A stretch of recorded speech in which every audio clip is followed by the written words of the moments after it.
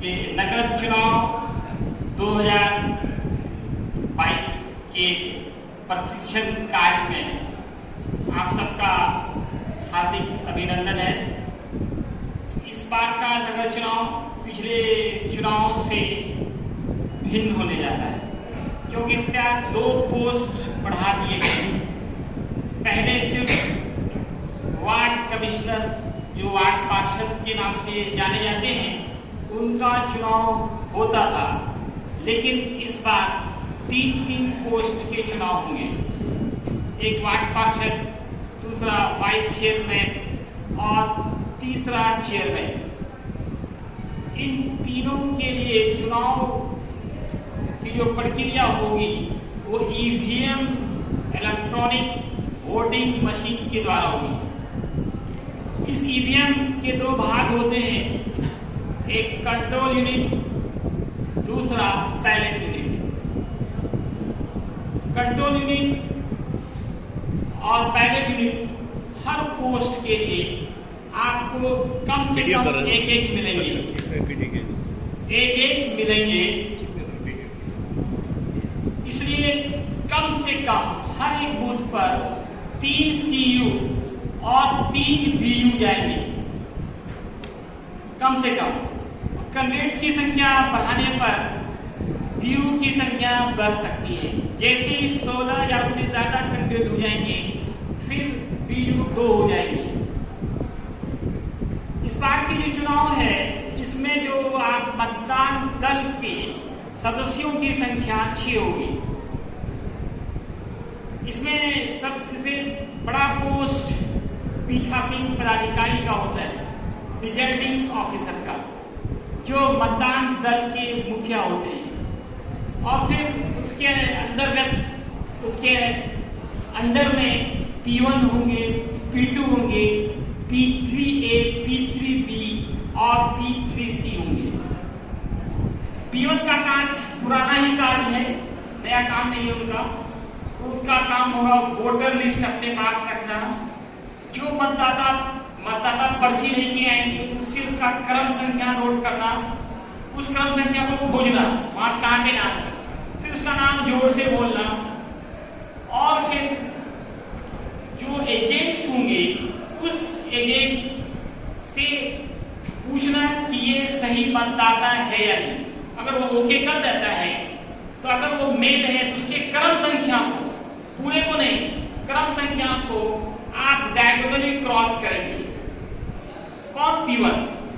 अगर फीमेल है तब क्रॉस भी करना है और एक सर्कल लगाना है। उनका एक और काम होगा कि वो एक सादा पेज रखें, जिसमें पहले से 1 से लेकर 100 तक लिखकर रखें। उसमें मेल या फीमेल किसी एक के लिए उसकी संख्या को नोट करते जाएं, उनको नोट करते जाएंगे, ताकि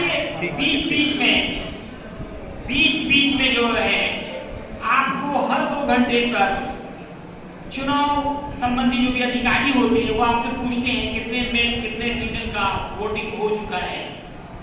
उससे निकालने में बड़ी आसानी होती है। अब मतदाता P1 ने जब ओके कर दिया, तो वो P2 के पास जाएगा। P2 का काम होगा उनका क्रम संख्या जो मतदाता लिस्ट में है उसको नोट करना, उनका सिग्नेचर लेना, कोशिश करें साइन लेने का, क्योंकि अब पढ़े लिखों की संख्या ज्यादा हो गई। अगर आपने सभी का थंब का निशान ले लिया तो यहाँ पे अपनी रूट सकती है। जब पढ़े लिखों की संख्या ज्यादा हो गई, 70% से ज्यादा हमारा साक्षरता हो गया है, तो फिर सब कैसे थंब लगा दिया। एक सवाल यहाँ पे उठ सकता है, इसलिए कोशिश करना है सब लोग पूरा नाम लिखिए। मतलब ये कहा जाता है शॉर्ट साइन कर दे, कोई चिन्ह लगा दे, उससे नहीं चलेगा। मतदाता जो है अपना पूरा साइन करे वहां पे, मतलब पूरा नाम लिखे। और फिर जो भी पहचान पत्र लाता है, उसमें पहले क्या होता था, अंतिम 4 अंक को लिखना पड़ता है। इस बार वो सिस्टम हटा दिया गया है। सिर्फ उसमें आपको अगर वो ईपिक लेके आया है तो 1 लिखना है, ईपिक को छोड़कर बाकी कुछ भी लेके आया है तो 2 लिख देना है। और अमिट स्याही लगाने का काम अमिट स्याही जो है बाएं हाथ की तर्जनी में लगाया है, 4 फिंगर तर्जनी, बिल्कुल सीधा एक लाइन डालना है जो नाखून और बड़ा चमड़े के अंदर दिया है। हाँ, स्किन को भी टच होना चाहिए। अगर ये उंगली कटी हुई है तो बगल की उंगली ये कटी हुई, फिर इसको, फिर ये कटी हुई, फिर इसको, फिर आप इसी तरह से दाएं हाथ की तर्जनी से शुरू करेंगे। दोनों हाथ कटा हुआ है, कार्य बाएं हाथ में जहां पे भी जितना भी भाग बचा हुआ उस पर एक निशान लगाते हैं। तो ये अमिट स्याही लगाने का काम और फिर मतदाता पर्ची निर्गत करने का काम भी पीडीओ का होता है। अब मतदाता पर्ची लेकर के वोटर जाएगा, किसके पास जाएगा दोस्तों? P3A के पास। P3A जो होंगे उनके पास वार्ड पार्षद का कंट्रोल यूनिट होगा, CU होगा। वो उनसे पर्ची लेंगे, पर्ची लेकर के बैलेट का बटन दबाएंगे, बैलेट का बटन दबाएंगे और फिर उस मतदाता को P3B के पास दे देंगे और पर्ची P3B को दे देंगे।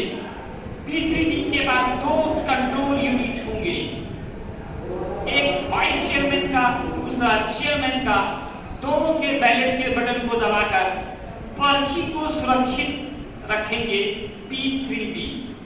उसके बाद वोटर P3C के पास जाएगा, जिनका काम इस बार बिल्कुल अलग है।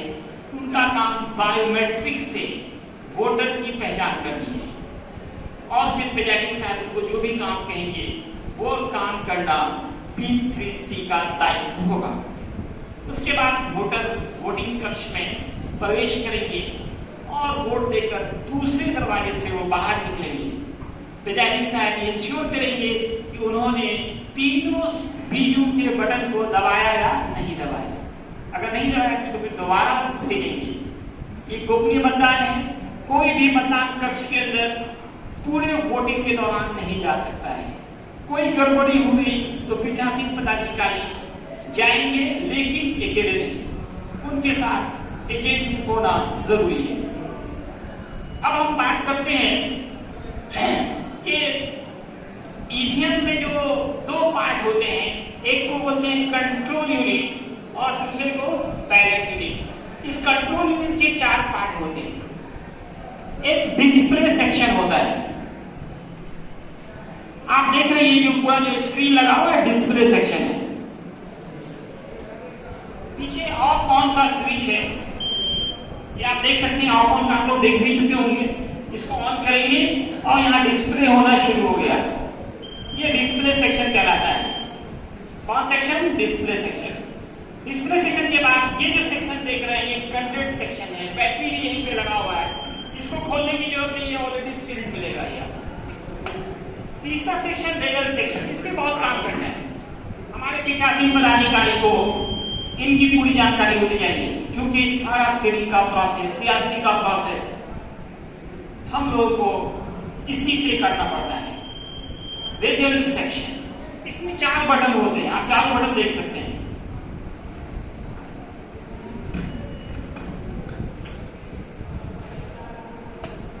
इसमें आप देख सकते हैं 4 बटन है। एक ब्लैक कलर का दिख रहा होगा, एक क्लोज बटन है। कलर भी आ जाता है क्योंकि टेस्ट होगा ना, उसमें आपको पूछा जाता है किस बटन का क्या कलर है। क्लोज बटन आपका ब्लैक कलर का है। रिजल्ट का बटन पीला रंग का दिख रहा होगा आपको, और क्लियर का बटन व्हाइट क्लियर हो गया, सब कुछ खाली हो गया। क्लियर व्हाइट में क्या कुछ नहीं होता है, तो व्हाइट से व्हाइट कलर दिया गया है। और एक प्रिंट का बटन है। प्रिंट के बटन से हम लोग इलेक्शन के दौरान कोई काम नहीं, इसका काउंटिंग के दिन काम करता है। हम लोग को ये 3 बटन की जरूरत पड़ेगी, close, result, clear. Mock poll के बाद CRC करना। CRC का मतलब ये है, पहले क्लोज का बटन दबाना, फिर रिजल्ट का बटन दबाना, फिर क्लियर का बटन दबाना। मॉक पोल की प्रक्रिया 1.5 घंटा पहले करना है। 7 बजे से इलेक्शन का टाइम है, 5 बजे तक बोलते हैं, लेकिन इलेक्शन शुरू करने का तो टाइम होता है, लेकिन समाप्त करने का टाइम नहीं होता है। जब तक अंतिम मतदाता जो लाइन में लग चुके हैं वो वोट नहीं डालते हैं, तब तक मतदान कराना पड़ता है। तो सबसे पहले मॉक पोल करना पड़ता है तो मॉक को 1.5 घंटा पहले शुरू करना, 5:30 बजे शुरू कर देना है, चाहे पोलिंग एजेंट आए ना आए। आने के बाद दोबारा भी नहीं शुरू करना है, जो शुरू है वही देखेगा वो। उसके बाद जब हमारा मॉक पोल हो जाए, वैसे कंडीशंस में हम लोग इसको जो है सीलिंग शुरू करेंगे। इसी पोर्शन में आपको लगाना है ग्रीन पेपर सील। सबसे इंपॉर्टेंट सील पेपर जो है वो ग्रीन पेपर सील है, जिसके एक तरफ ग्रीन कलर होगा, एक तरफ व्हाइट होगा। व्हाइट जो साइड होगा उसी पे आप अपना साइन करेंगे, एजेंट का साइन करवाएंगे। एजेंट नहीं है तो P1, P2, P3 या फिर मजिस्ट्रेट साइन जो भी रहे उनसे साइन लेंगे। और जो ग्रीन साइड होगा उस पर परवेदक चिन्ह लगाएंगे, डिस्टिंग्विश मार्क, उसको उस पर लगाएंगे। इसके बाद इसको आप बंद कर देंगे। इस तरह से लगाएंगे कि आधा पोर्शन दोनों तरफ है ग्रीन पेपर का, बाहर है। ये देख रहे हैं क्लोज का बटन, इसमें आपको एक स्पेशल टैग लगाना पड़ता है, उसमें भी आप अपना साइन, डिस्टिंग्विश मार्क और एजेंट का साइन ले लेंगे। इसी में आपको धागा फंसाना पड़ता है, धागा थोड़ा लंबा फंसाएं, बाहर निकालें, चोपड़ा से इसको सील करें और फिर लाके ऊपर लाके आप इसे बैठा दें। इसी साइज का होता है, बटन की जगह पे छेद होगा और अभी पूरा सेट हो जाएगा। ये होने के बाद इसको आप बंद कर दें। बंद करने के बाद यहाँ पे आपको एक एड्रेस टैग लगाना है, यहाँ भी छेद है, धागा बांधना है, एड्रेस टैग लगा दें। ऊपर से आपको स्ट्रिप सील लगाना है। स्ट्रिप सील में यहाँ पे आपके बीच में जो है ना ए को रखेंगे, आप इसको अपने तरफ करें, ये आपकी तरफ आना चाहिए। उल्टा ए लगाते हैं फिर गड़बड़ हो जाएगा। ए के बाद फिर बी मिलेगा, बी को साइड में फिर सी मिलेगा और फिर पूरा राउंड घुमाएंगे तो आपको डी मिल जाएगा। इस तरह से आप सीलिंग का प्रोसेस करेंगे। अब आपका ये सील्ड हो चुका है, वोटिंग के लिए तैयार है सीयू। अब इस सीयू को आप दे देंगे P3 A और P3 B को, और फिर बैलेट BU जो है BU ये आप वोटिंग कंपार्टमेंट के अंदर रख देंगे। इसके बाद लगभग 5 मीटर लंबा इसमें केबल तार दिया गया है। तार इस तरह से लगाएंगे कि वोटर आए जाए तो पैर ना लगे, पैर लगेगा बार-बार आपका एरर दिखाएगा। क्या दिखाएगा बार-बार? कौन सा एरर दिखाएगा? लीक एरर, पैर ठोकर लगने से। इसलिए इस तरह से रखें कि जो भी मतदाता वोट देने आए उसको ठोकर ना लगे। 3 तार आपको गुजारना है, कोशिश खिड़की से निकल जाए तो अच्छा है, रास्ते पे ना रखें। दोस्तों इसमें क्या क्या एरर्स आ सकते हैं, एरर के बारे में जानना और उसका समाधान करना ये जरूरी है। इसमें क्या क्या एरर्स आ सकते हैं? 4 तरह के एरर्स में आ सकते हैं। लोगों को बताइए, हमारे प्रेसिडेंट ऑफिसर हैं और सारा बूथ जो है, बूथ का वर्तमान भविष्य टिका हुआ है। हमारे बहुत पुराने चेहरे हैं, कई बार इलेक्शन करवा चुके हैं। चूँकि ये एक शिड्यूल होता है जो पुनः ये रंगमंच है, जिस तरह नाटक लोग खेलता था ना, उसमें क्या होता था, एक बार रिहर्सल होता, अभ्यास किया था। उसी तरह से यदि आप कोई चीज़ भूल गए हो या इलेक्शन के बाद 2-4 साल हो गया, छूट गया हो, तो इस रंगमंच से हमारे मास्टर ट्रेनर के द्वारा जो है आपको पुनः जो है ताज़ा कर दिया। आप हर पहलू को, हर पार्ट्स को जान लीजिए। यदि कहीं कोई प्रॉब्लम आपको, इनसे पूछिए ताकि बूथ पर कोई परेशानी नहीं।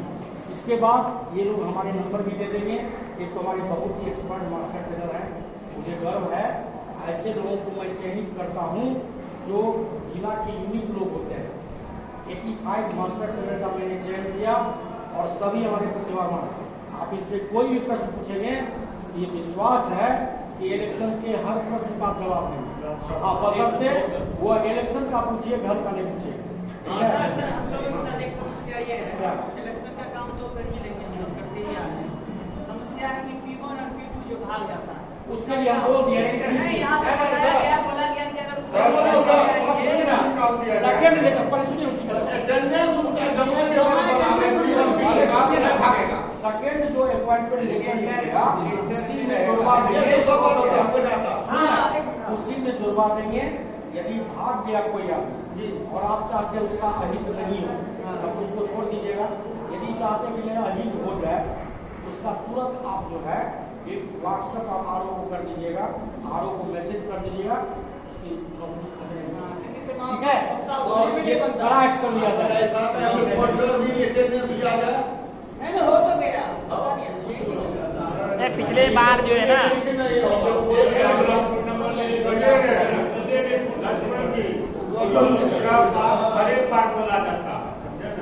नहीं पिछले बार जो है आप पेपर में पढ़ा होगा, एक प्रिजाइडिंग साहब क्या कि उनका सब छोड़ के भाग गए, वो भी बक्सा बगल में रख दिए, सूत गए वो। जब बहुत चिल्लाया गया वो जाके बोले कि मेरा सब भाग गया, मैं अकेले कुछ जमा नहीं कर सकते। सब पे कार्रवाई हुई, सब पे कार्रवाई हुई। सब पे कार्रवाई हुई, होगा क्या है? कोई नहीं बचा, सब सस्पेंड हो गया।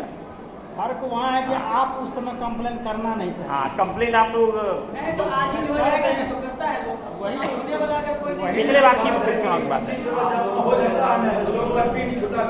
एक बार एक बक्सा उठा तो वहाँ तक पहुँचा दिया, इलेक्शन खत्म हो जाता। अब वहाँ उठाने का जो होता है गाड़ी को उठा, बक्सा को ढोने वाला कोई नहीं रहता।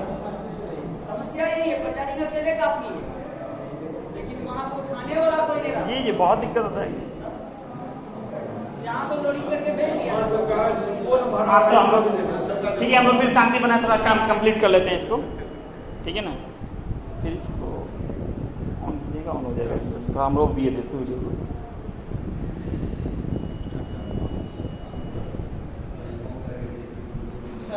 अब एरर की बात हम लोग कर रहे थे, इसमें क्या क्या एरर आ सकते हैं, ये चार